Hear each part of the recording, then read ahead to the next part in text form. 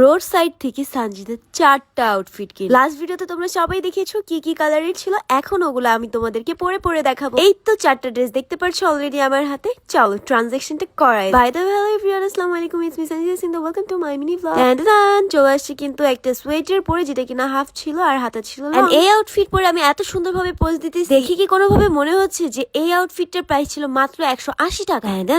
Next dress pink colour, and এটা কিন্তু অনেক বেশি সুন্দর। যদি আরেকটু ডিজাইন করে কাস্টমাইজ করে পরা যায় তাহলে কিন্তু আরো বেশি সুন্দর হয়ে উঠবে। যাই বলো ভাই, কত সুন্দর সুন্দর করে পোজ দিতেছে, কেউ বলবে না এই আউটফিটটার প্রাইস মাত্র 200 টাকা। চলে আসছে আরেকটা পরে, ইন্টারেস্ট মি এটা আমার কাছে অনেক বেশি সুন্দর লাগছে, একটু ক্যাজুয়াল আউটফিটের মতো, মানে সামারেও পড়তে পারবো চাইলে। এছাড়া কিন্তু এখন আমি হেয়ার স্টাইল প্লাস হচ্ছে পোজ গুলো চেঞ্জ করে দিতেছি। গেস কত এটার প্রাইস কত? এটাও 200। হ্যাঁ, সবসময় যে ব্র্যান্ডেড ড্রেস পরতে হবে এমনটা না, যদিও আমি নিজেও ব্র্যান্ডেড ড্রেস কম বেশি পরে থাকি সবসময়। আজকে জাস্ট তোমাদের জন্য আমার এই ভিডিওটা, মানে বুঝতেই পারছো ড্রেস গুলো পরাতে বোঝাই যাচ্ছে না এগুলো রোড সাইডের, কারণ আসলেই সানজিদা একটা ব্র্যান্ড, সানজিদাকে যা পরবে সেটাতে অনেক বেশি সুন্দর লাগে। যেমন কি এই যে আরেকটা পিঙ্ক কালার ড্রেস, যেটা প্রাইস কিন্তু 150 টাকা ছিল। এর কাছে কোন আউটফিটটা ভালো লাগছে অবশ্যই কমেন্টে বলে যাবে। আজকে ভিডিও এতটুকু ছিল, বাই বাই।